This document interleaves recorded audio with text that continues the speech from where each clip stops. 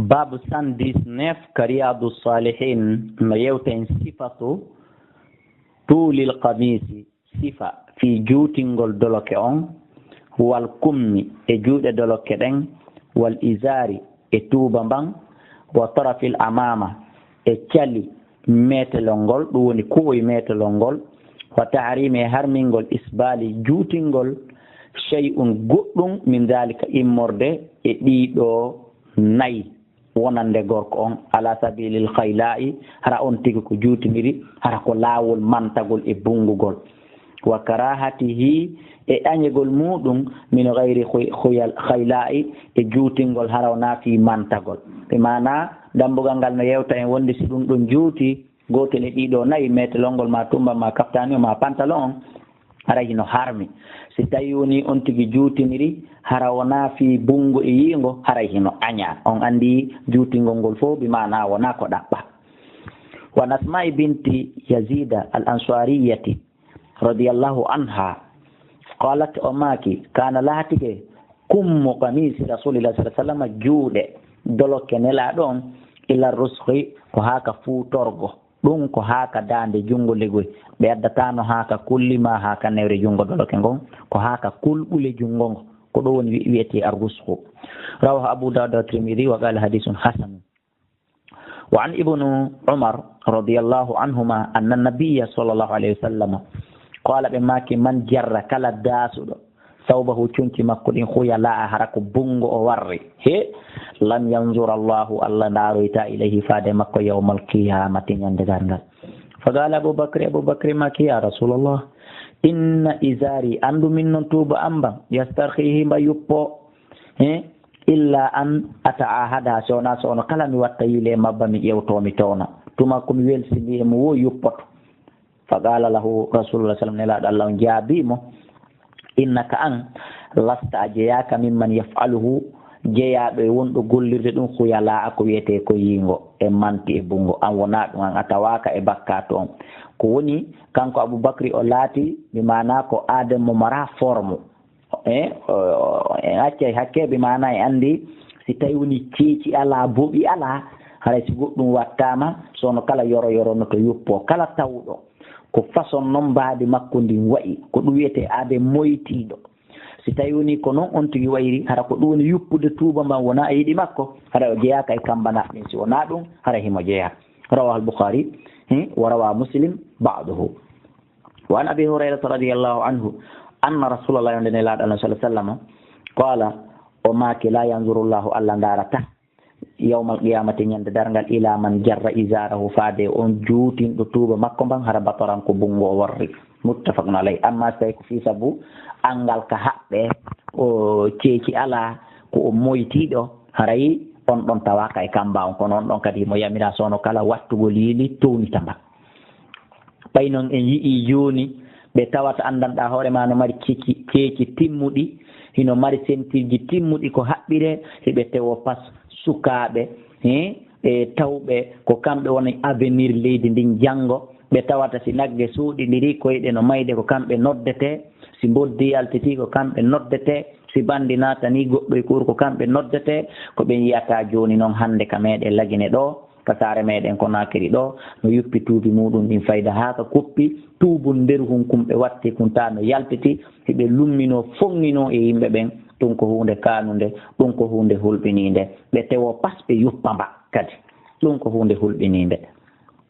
yo Allah on faami ɓe sukaɓe on ɓe wadde ɗum wonde kon yo ɗum na ko laɓa taw na fi wigol harmima harmali ko hunde kanude noon añi an a hellifaɗo ya watto tuuba tawa silipo ma on no yaltiti e yimɓe ɓen leeɓi ma suuɗi ɗi no yaltiti e yimɓe ɓen ko wirtere noon yo ɓe accu ɗum yo Allah andinɓe koko kaani noon yo Allah andinɓe koko harmi noon ɓe acca amin tawɓe ɓen ukkaki e muɗum yo Allah ɓeyda ne'ande en ɓe o danda en ukkagol maɓɓe e muɗum wa anhu ƴettama makko ani nabi ko ƴetta nabi sallallahu alaihi wasallam qala o wi e ma asfala kala ko jolti kala ko wontiri ley minal ka'bayn e kolɓule ɗen ɗiɗi minal isari immorde tuba mba finnarare ɗum ɗon ka nder yiite yaata rawahu al-Bukhari ko imam Bukhari ko filli hadith on wa an abi dharri radiyallahu anhu anin nabi ko ƴetta e annabaji allah sallallahu alayhi wa sallam qala o maki salasatun yimɓe tato dey la yukallimuhum llahu allah yewtidoy taɓen no yawmal qiyama wala yanduru ilayhim o darataɓe wala yuzakkihim o laɓɓintaɓe e kadi wala hum adabun alimun qala o wi'i kanko aba darre fa qara'aha rasulullah sa sallam nelaɗo allah on jantiɓe alegoy ɓe siti inɗe ɗen ɓe filliti ɗum ɓe fillini ɗum salasa mirarin laabiji tati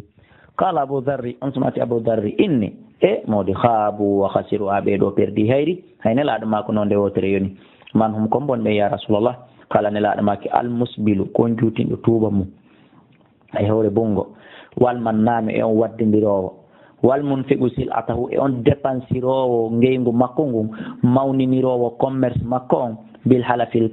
kadibi wondore fenade rawahu muslim ko imam muslim ko filli hadis o fi riwayatin lahu ware fillay makko o wi al musbilu izarahu ko on juutinɗo tuuba mum ba وعن ابن عمر يتام عبد الله بن عمر رضي الله عنهما عن النبي يتا نبي الله صلى الله عليه وسلم قال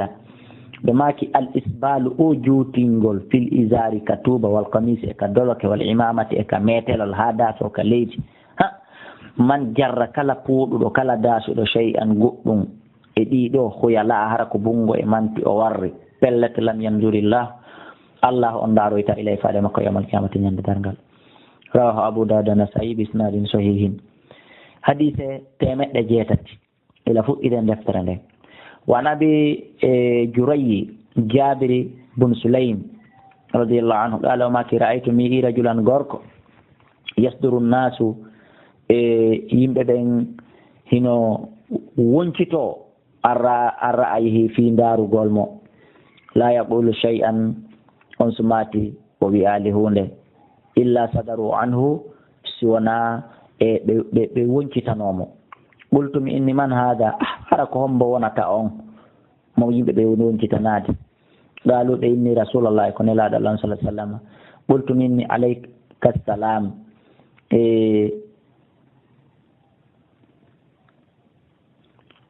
jamɓe kisi e hoore maɗa ya rasulallah marratayni laabi ɗiɗi قال ولا تقول وتايو عليك السلام جمع كسي هورما عليك السلام جمع كسي هورما تحية الموتى دونك هيراندو no maybe ben hirote bulu assalamu alayka jam e kisi horema kono alayka salam horema hirandu kisi wonano wolirte ko jam e kisi yo wonu e horema di mana ko assalamu on adorte wona alayka salam on adorte wala o wi qultu minni anta rasulullah an laado allah sallallahu alaihi wasallam qala anta ko awni rasulullah ne laado qala wi ana rasulullah mi woni ne laado alladhi on idha asabaka si hebi madurru lorra fada'awatuhu ne laado maki ko mi woni ne laado allah alladhi on allajo idha asabaka si hebi manaya nattir alladhi on ne laado dey ana rasulullah ko mi woni ne laado alladhi on ne laado no alladhi on ko ya junnuto allah ana rasulullah ko mi woni nelaɗo allah alladhi on allajo ida asabaka sebi ma durru lorra fada'awtahu atorikemo kashafahu o huncay lorra on an ka o yitta e maɗa wa ida asabaka sebi ma amu sanatin e hitande kokke fada'awtahu atorikemo anbataha laka o fuɗinante mi mana saƴinante ndiyam wa ida kunta sa latike bi ardin e leydi e ɗafurin ko ɗuni wasuɗundi aw falatin maɗum e burure fa dallat a majji rahilatu ka mbaɗɗatere manin fa da'awtahu a noddimo a torkemo radda alayka o jennitite ndi qala qultumi inni uhud ilayya ahudu e an kayo nelaɗo qala nelaɗo maki ako wonɗen ahudude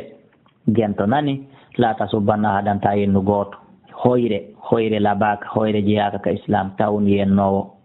qala wi fama sababtu ba'dahu o wi mi yennitaali ba'dahu ɓaawo nden ñalande ɗon haa mi maayi mi yennitaali hurran wala abdan wala ba'iran wala shatan mi yennaali pullo mi yennaali maccuɗo mi yennaali mbabba mi yennaali hay dammil hay hunde hay gerto kon hay cufun ɓe maaki ɗiɗi wala ta qiranna wota a yawita min al ma'ruf immorde moƴƴere ko waɗanta goɗɗo shay'an hay e hunde ko kum fanɗo saaɓi feere ko moƴƴeɗa e goɗɗo kum fanɗo ta yawita kum moƴƴo kum wa an tukallama akaka ende yewtata musidɗo maɗa on wa anta taw am mun ko ɗum woni munbasitun ko a hentinɗo ilay faade makko wajhaka yeeso maɗa ngo ta yewte ɗum waɗa ɗum duumoy ɗum inna dalika andu ɗum min al ma'ruf ko jeeyaɗum ko moƴƴi wa arfa isaraka towlu tuuba mamba wata daasu tuuba mamba ila nisfi saaqi haka hakkunde beliru hakkunde howru ndun e kolɓule ɗon ko ɗum wiyete nisfu saaq townu tuuba mamba hamba hewta ɗon fa ina biyta tawi woni a salike a jaɓali yo tumba won hakkunde belenji ɗin e koppi ɗin kolɓule ɗen e koppi ɗin awa hara emittori kema fa ilal ka'bayni naɓu tuuba ma haka kolɓule hara mba feƴƴali ɗon wa iyaka mi haɗima wa iyaka mi haɗima wa isbalil izari e juutingol tuuba mba fa innaha juutingol tuuba ngan min al makhila ko jeeya ɗum e manti e bungo wa inna allaha no allah la yuhibbu o yiɗa al makhilati bungugol manto ñaaƴo wa in imru'un istayuni neɗɗo shatamaka o yennima wa ayyaraka o aybinima bima ya'lamu fika ko andi kon e ma e boneji e ayibeji an fala tu'ayyiruhu wa ta aybinimo bima ta'lamu ko anduɗa kon fi e makko an muɗu fanka ta wi an kadi joni miɗo andi hunde kaari an mundu kon fanka wa a wasi an amara ko wi'amo an amara ko wola e makko fanka ɗon fa innama wa balu dhalika andu bone ɗum ɗon on fof hande kadi ko yennu makon ko aybi makon fof alayhi yanta e hoore makko kono so aybinirima boneji ɗi wonduɗa ɗin an kadi aybinirima boneji ɗi anduɗa ɗin e makko bone ko aybin makon yanta e hoore makko bone ko aybinɗamo kon an kadi yanta e hoore ma rawahu abu daud wa tirmidhi bi isnadin sahihin wa qala tirmidhi imam tirmidhi maki wonde hadisi on hadisun ko hadise hasanul labaɗo sahihun selluɗo wa nabi hurairata radiyallahu anhu qala wi baynama rajulun tumane tawno tun gorko yusalli mo juula musbilun izarahu tawi mo juutini tum makko ba haka leydi no daso fa qala rasulullah sallallahu alaihi wasallam maki idhabu yaw fatawadda a salligoɗa taw yaw repetta salligi on fa daba o yilti fatawadda o salligi tumma jaa refti o ari fa qala nelaɗo makanimo kadi idhabu fatawadda min numa ya yilto yaha salligoɗa fa qala lahu rajulun gorko go innanimo ya rasulullah kayne laɗale falaka kon nun heɓuma imra'atahu amartahu ayamiri o an yatawadda yo yaw o salligo summa sakatta anhu refti a deƴƴi e makko a tettike mo qala nelaɗo maki innahu ko woni ka innahu no o kana o laatike yusallihi mo juulude wa huwa tawi kari hari kanko musbilun izarahu ko juutinɗo tuuba makko mo inna allaha allah la yaqbilu o jaɓata salata rajulin musbilin julde gorko juutinɗo tuuba mum ko nelaɗo maki wona min abdoullahi kala woni wowlude min mi fillito toon nelaɗo maki o jaɓata julde gorko juutinɗo tuuba ko jelo e worɓe ñobbiti pantali mum ɗin yaaƴitidi ka teppe muɗum rawahu abu dawud bisnadin sahihin ala sharti muslimin to sharti muslim yo allah ɓeydu e hisinde wa an qaysi bun bishri التغلي قال وأخبرني أبي بين أنهم بتيلا وكان جليسا لأبي الدرداء تينونكو هدودو كو جودو أبي الدرداء قال وكان لاتي بدمشق كمارشي يتي دمشق كسارة كان يتي دمشق دونكو إندر كوفة دونكو إندر إراق لاتي كسارة دمشق دون رجل غوركو من أصحاب النبي جاء صحابة النبي صلى الله عليه وسلم يقال له همويه هنو sahalu bunil hanzaliya koni yo wete wa kana ulati rajulan ko gorko mutawahhidan wutiɗinɗo allah kalla ma yujalisu nnas mutawahhidan weddiɗo kanko tun kalla hino fanɗi ma yujalisu nnasa ko joɗoɗo ka yimɓe ɓen kanko tun haray mo weddi feere innama huwa salatun andu ko haray ko himo kippi juulude tun himo juulude tun fa ida faraka so gayni fa innama huwa tasbihun wa takbirun andu himo jooɗi wedditu himo wadde adkariji makko ɗin subbu hinago e takbir hatta yati ahala ko ni o gerrata ha o hewtita kadi kaɓingo e makko nden fa marra bina e nder komin juuɗudi kon e on feƴƴiri men ɗon wona hanu tawi menen inde abi darda meɗen ka abi darda ɗon feƴƴiri men ɗon on gorko fa marra bina o feƴƴiri men wona hanu tawi menen inde abi darda meɗen ka abi darda فقال أبو الدرداء إن ويئم دون وولاني مدون كلمة كونغول تنفعنا والله كونغول نفي من مؤيا ولا تضرك أنكد في وولاني منغول لورتاما أنكد قال أنوي بعث رسول الله صلى الله عليه وسلم إمن سرية إمن أند فقدمت فقدمت كان إمنا نde arti nde iwti ka nde immina toon nde arti fa jaa rajulun gorko goo ari minhum jeyaɓe ɓen worɓe imminaɓe yeehi fa jalasa o tuuli fil majlisi ka jonde alladi nde yajlisu fihi nde jooɗoto e muɗum on place mo jooɗoto e muɗum mo toloto e muɗum rasulullah nelaɗo allah sallah sallam fa qala li rajulin o wiyani gorko goo ila jamdi takko makko ɗon o wi law ra'aytana hara yayno men hina altaqayna tuma nde min fottuno nahanu wal aduwi menen e ɓe ayɓe ɓe nelaɗo immini men e mum fa hamala fulanum kaarijo rundi kaarijo o ɓoynimo to fa ta'ana o tofimo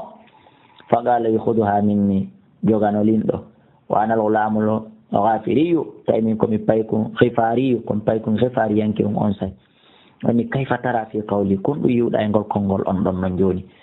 kala ma arahu min mi ali o illa qad batala ajru sona bon min joddi makko ndin sabu ko filliti ko fa sama bi dalika akharahu o nani ni ɗum goɗɗo bi mana fillani ke goɗɗo ko ɗum min mi fa qala wi ma ara min mi ali bi dalika e ɗum ɗon mbasan ella oya inno o mi ali ella e ɗum kamɓe ɗiɗo fatanazaɓe poɗodiri hakkude maɓɓe hatta sami rasulullah sallallahu alaihi wasallam ha nelaɗo allah on nani fa qala nelaɗo makki subhanallah la basa ella la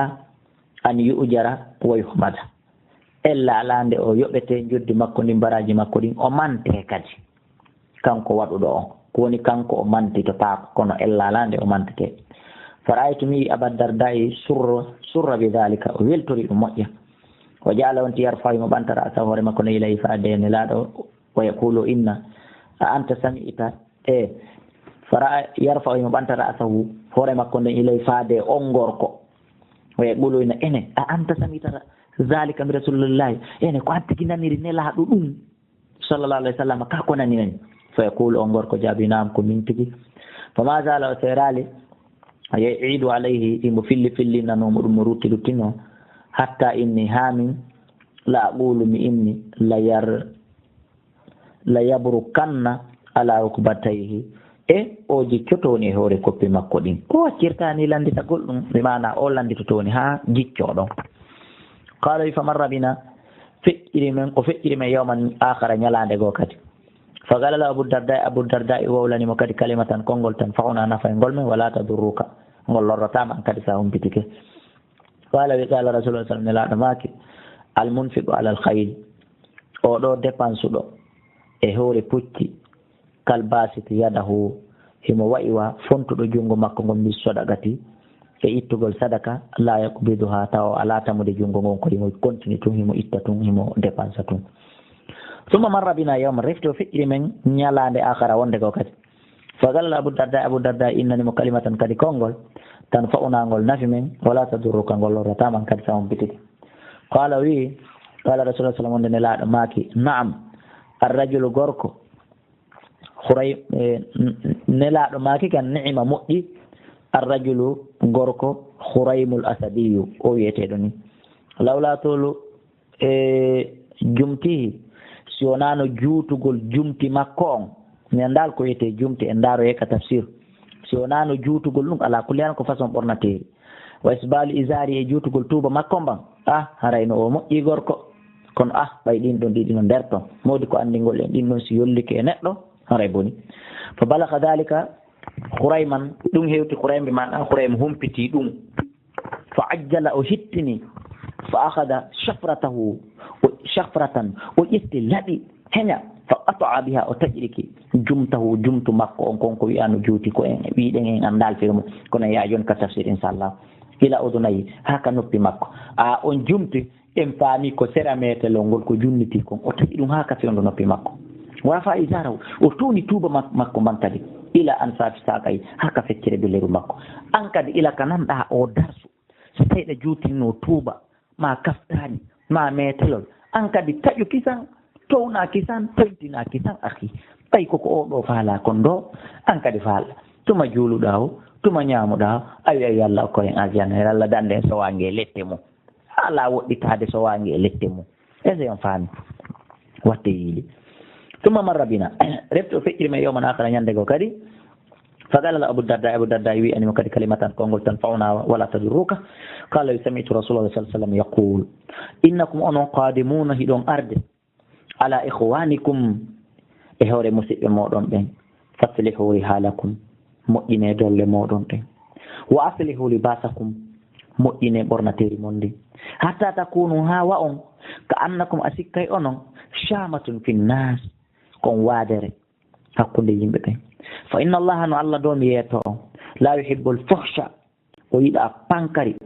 wala tafahushi wona on waɗowo pankari ɓe yiɗa pankari ɗin ɓe yiɗa waɗowoɗi on kanko allah fes rahu abu dada bisnadin hasanin illa gays bun bishri sona oɗo fahtalafu ɓe lutodiri fi tawsiqihi ko ɗum woni e hollugol hadise on wa tad'ifihi e lo'ingol mo woɓɓe wi hadise on ko hoolaɗo woɓɓe wi ko lowɗo ɓe lutodiri hakkunde mum kono hadise on ala kulli hal mo gollitire wa qad rawa lahu gomɗi fillike oɗo hadis muslim imam muslim wa nabi saidin al-khudri radiyallahu anhu qala wi qala rasulullah sallallahu alaihi wasallam nelaɗo make isratul muslim nane moƴƴa mi haalana on nami abdoullahi kala noon goy ko nelaɗon makude min mi fillitotoɗi nelaɗo maki nane moƴƴa mi haalana on tuuba julɗo e wiya aldeke feere kono siko julɗo ilani suissake nani ko haka feccere beleru ɗum wiɗen ko hakkude howru ndun e kolɓule ɗen wala haraja ella ala awla junaha ma bakkato ala fima baynahu wa bayna alkabayn kala ka pantalon on hatti hakkude howru ndun e kolɓule ɗen fi woni ha ley seeɗa ma dow seeɗa ma ka tumbotes ɗon bakkato ala koye taw tun feƴƴi howru ndun hewtali holɓule nden fama kana kala ɗo ko laati asfala min alkabayn ka ley kolɓule fo waray ɗum noon finnari ka nder yite de o noyta hona noon tumban taƴetena ɓe ko koyngal ngal oman jarra isara kala juutinɗo tuuba mum bataran ka bungo lam yanzurillahu ilayhi allah ndaroyta e makko rawaha abu dada bisnadin sahihin wan ibnu umar radiallahu anhuma qala wi marartu mi feƴƴiɗi ala rasulillahi ka nelaɗo allah sallllahu alayhi wa sallam wa fi isari tayina ka tuuba an istirha'u ko yuppiti fa qala maki ya abdallah irfa isaraka tono tuuba mamba farafa'atu mi toni mba ثم قال فيماك زيد بيدو سيدا فزدت مي بيدي فما زلت مي سيرالي أتحراها مي دو هبلا نومبا توبا وقت يلي ما يوتومبا بعد بوتي دون دون هامي ماي فقال لاتي بعض القوم يوغا يمبين فقال ويكا بعض القوم يوغا يمبين إلى أين كنتم نايا فقال وي إلى أن كنتم نانا بودن با توبا كوها أنتم نجونون نانا بودن با فقال وجادي إلى أن سافي ساقين كوهاكا hakkunde beliru rawahu muslim wa anhu yattama makko qala rasulullah sallallahu alaihi wasallam man jarra thawbahu kala juutinɗo tuuba mum ba khayla atawa ko bungo e manti o warri lam yanzurillahu ilayhi allah ndaroyta faade makko yawmal qiyama fa qalat ummu salama tunene salama maki andi ko sonnaji nelaɗo ni fa kayfa tasna'u nisa nelaɗo sonnaɓe noon kañum ko honno warrata ɓe innama kamɓe koɓe suudu ɓalli maɓɓe ɗi nani ɗayna kadi tonki kañum koyo tentine ko honno biduyulihinna wondude jilbabuji maɓɓe ɗin ko honno ɓe warrata qala nelaɗo maki yurhina shibran kamɓe ɓe ɓornoto ɓe daasa mo haka leydi ɓe daasa cuɓal layle ɓe mana ta ko dasato kon iwtira ɓawa maɓɓe ta ɗum ɗon tun no ƴetti cuɓal hakke ko tawi kamɓe ko yoɓe limbin koyo ɓe daaso ndaron noon joni enen en waɗi contraire kala sonnajo ko ɓuri kon hande mo dartuɗa taskiɗa robu mum e wudere mum a taweka ka sengo dow kolɓule kala gorko ko ɓuri ko mo taskiɗa pantalon wil muɗum jiini ma basen wil mum a taweka ka ley kolɓule kono ɗum ɗo kala to inni idan awa on sumati tan kashafu awa hay si tawi woni ko cuɓal gotal men daasi awa ko teppe ɗen yaltitay dey awa yaltita agdamu hunna teppe maɓɓe ɗen awa yaltitay agdamu hunna teppe maɓɓe ɗen ñoroto kalen laaɗo maki ane awa fa yurhinahu dira'an awa joni haray on daasay onon sogonal iwtira ɓaawa ɗum ɗo fof ko kulol fiwata teppe ɗen yaltutu ko no woni yaltinde hay buse mum ɗen hay wuddum ɗum joni no yaltutude la yazidna wota ɓe ɓeyduɗon noon ɓe daasu tun yeru sogonal ay rawa abu dawud at-tirmidhi wa qala hadithun hasan sahih musidɓe julɓe haray ngal dambugal ɗo kadi no woni himmo moƴƴa gollitirgol haray kala ko faala ɗon ɓeyditanede e muɗum ma falƴutugol lan e muɗum heno numéro téléphone ji ɗin 628 60 53 09 631 ka intercel même numéro 657 ka